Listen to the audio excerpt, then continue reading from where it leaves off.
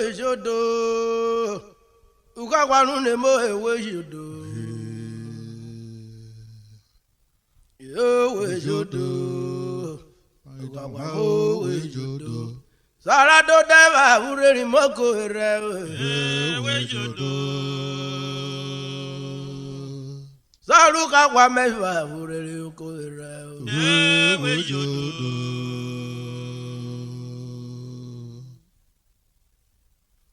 yo we jodo agogo ne mo we jodo yo we jodo ukakwanu mo we jodo sara do deva ureri moko re we jodo saru kakwa meva ureri moko re we jodo iwado isio yakapera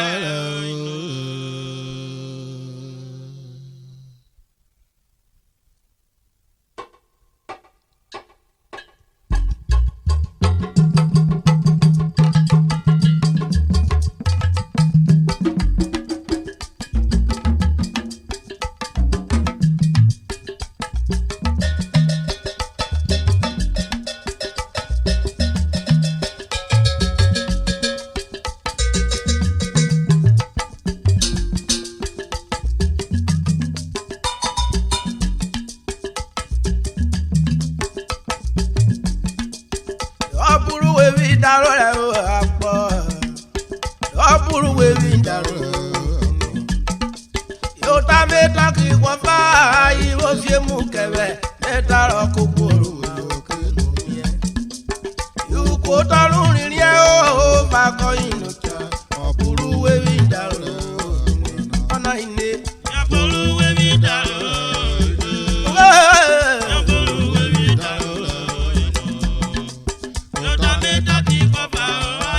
aye wo fie mu kere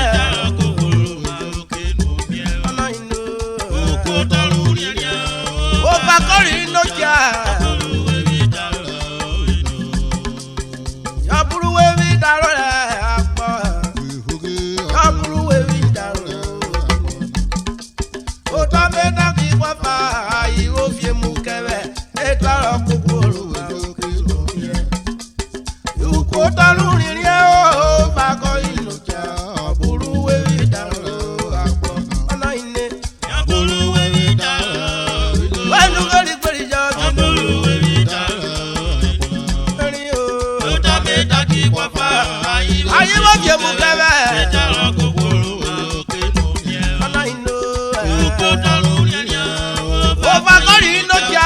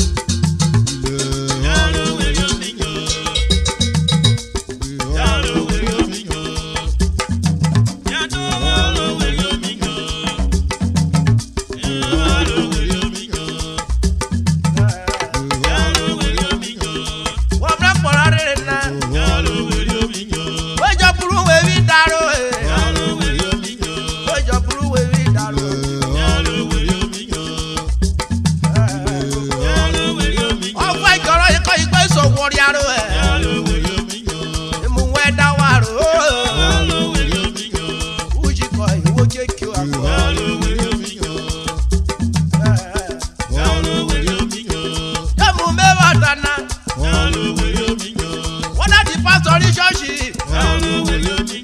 Ọ̀dà tó ta kòkòrò mà wẹ́. Ó ké ṣe bí ọ̀tá. Ọ̀dà ta kò wọ́ fà. Omi ṣe bí ọ̀tá.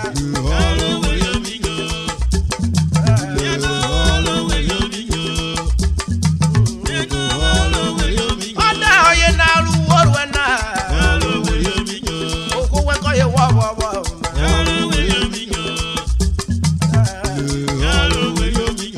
Ejo buru we vi daro. Ejo buru we vi daro. Ike je tare.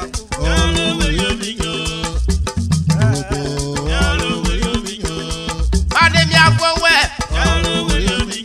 Ofe me fowe jowo. Ora dobo. E fowe jowo ko e omi ri o apo. Ade mi agbowe.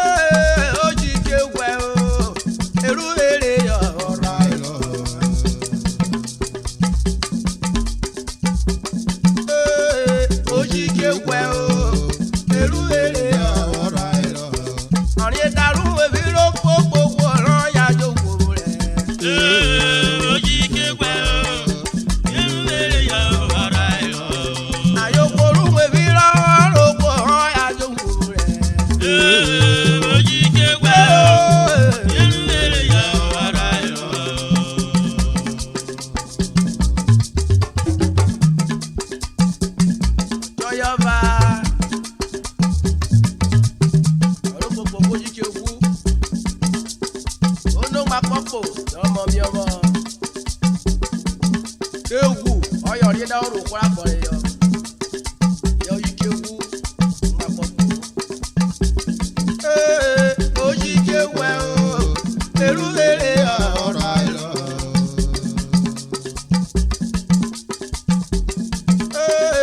OJIKEGHWE erubere ọ̀rọ̀ àìlọ́ ayokoro we bi ro ko ran ya jo wo re OJIKEGHWE erubere ọ̀rọ̀ àìlọ́ ayokoro we bi ro ko ran ya jo wo re OJIKEGHWE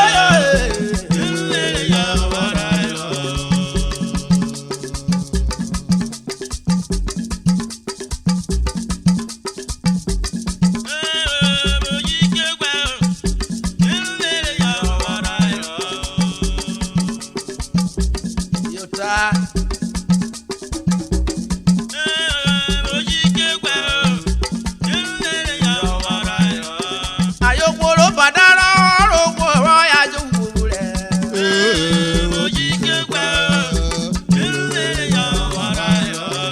ayokoro we bi ro gbogbo ran ya jo wo re OJIKEGHWE ayo mama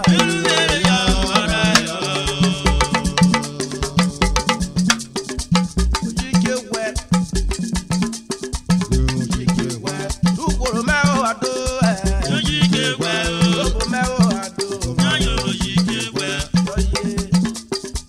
OJIKEGHWE ayo OJIKEGHWE ye darun we be ro ko OJIKEGHWE ro ko joko re ayo OJIKEGHWE orun we bi ro ko gbogbo OJIKEGHWE gbogbo ya joko re ayo OJIKEGHWE oro badara ro ko OJIKEGHWE ro ko ya joko re ayo OJIKEGHWE ye daro badara ro ko OJIKEGHWE ro ko joko ayo OJIKEGHWE robo OJIKEGHWE OJIKEGHWE tare pare OJIKEGHWE ayo OJIKEGHWE najiri OJIKEGHWE OJIKEGHWE oye japore mi ayo OJIKEGHWE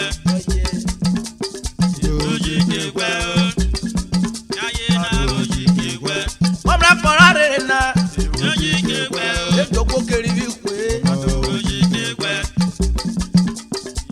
OJIKEGHWE ejoko kejo pe OJIKEGHWE ejoko ko gana pe OJIKEGHWE ayi gbogbo lorun memo OJIKEGHWE oni mo ona OJIKEGHWE oni mo OJIKEGHWE ewu ori dawo roko OJIKEGHWE dawo koko ma koko re OJIKEGHWE oruwe mi ran roko OJIKEGHWE oje ma koko OJIKEGHWE oro badara roko OJIKEGHWE awon roko peri mi OJIKEGHWE oje ma koko re OJIKEGHWE oye japore mi wota OJIKEGHWE akona la rena OJIKEGHWE akona ofefe OJIKEGHWE e mo bo fe fura OJIKEGHWE mo bo fe fura OJIKEGHWE obore bi enwere akona OJIKEGHWE odo ye woje jaya yowo OJIKEGHWE okere odo ena OJIKEGHWE opopo wa kwekweku OJIKEGHWE wa mu OJIKEGHWE ore me wota OJIKEGHWE OJIKEGHWE OJIKEGHWE okora pa wa be OJIKEGHWE okpo nya poro ri obe na were OJIKEGHWE iko ko yo kwe OJIKEGHWE everere ayo OJIKEGHWE akweru re ni yo video OJIKEGHWE akweru re ni yo ma OJIKEGHWE OJIKEGHWE azena OJIKEGHWE okora paro kore bo OJIKEGHWE oda woro era po OJIKEGHWE oga never wake up OJIKEGHWE oga never wake up OJIKEGHWE eri fo wake up OJIKEGHWE ewu akoko iwor were OJIKEGHWE ode kore bu wo bo kwiko OJIKEGHWE oga never wake up OJIKEGHWE eri fo wake up OJIKEGHWE endo OJIKEGHWE OJIKEGHWE babo OJIKEGHWE OJIKEGHWE wona horo kora po periwi OJIKEGHWE okilode to boyo OJIKEGHWE okaro we wo boyo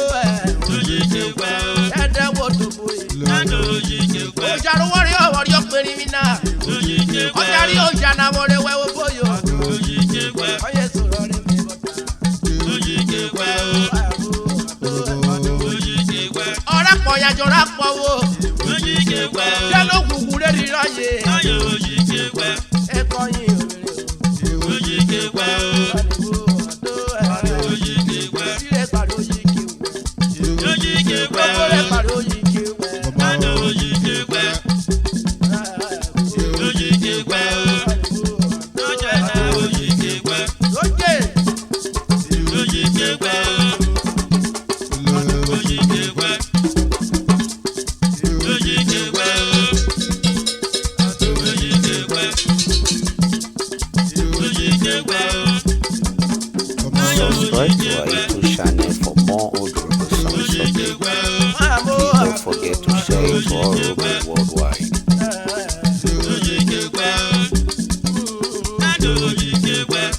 Arwẹ̀ akpọ̀dìyà.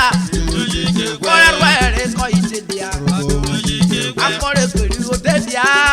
Ọyẹ ìjàpọ̀ rẹ̀ mi wọ́n dá. Ọ̀rẹ́ kọ̀ọ̀rọ̀ ní Yorùbá rẹ̀ wá. Ọjà wa mẹ́rin wá. Ọyẹ sọ̀rọ̀ rẹ̀ mi wọ́n dá. Tẹ́sí tún mẹ́mu. Ọ̀rọ̀ yẹwò ìwòrú ẹ̀. Ọ̀nà àbùsà ọ̀nà àbùsà. Ọyẹ ìjàpọ̀ rẹ̀ mi wọ́n dá. Ọbẹ̀ dọ̀kọ̀ fi kúra pọ̀ rẹ̀. Bádé kù lọ́kọ́ ní ó ta lóde o.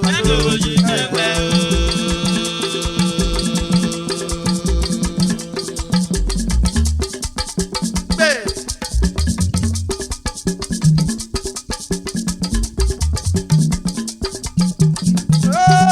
Ojìkègbè o, èrú wèrè ọ̀rọ̀ ẹ̀rọ.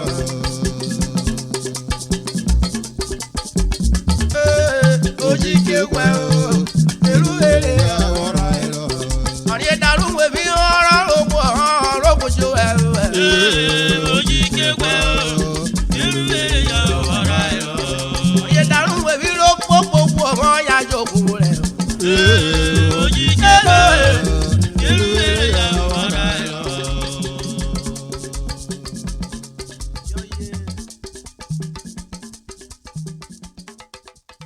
Subscribe to our YouTube channel for more old Robos songs updates and also share it to all Robos worldwide. Thank you.